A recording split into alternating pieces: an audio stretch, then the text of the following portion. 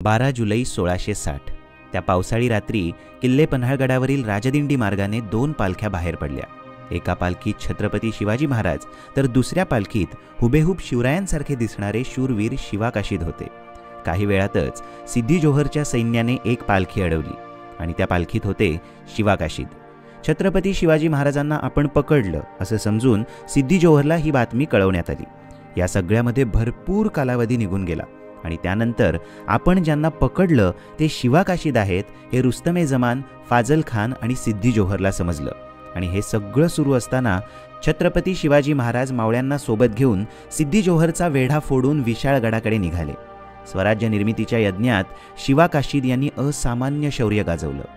महाराज सुखरूप बाहेर पडावेत आणि स्वराज्य सुरक्षित राहावं यासाठी शिवाकाशीद मृत्यूला सामोरे गेले। किल्ले पन्हाळगडाला जर तुम्ही भेट देणार असाल तर वीर शिवाकाशीद यांच्या समाधीचं दर्शन अवश्य घ्या।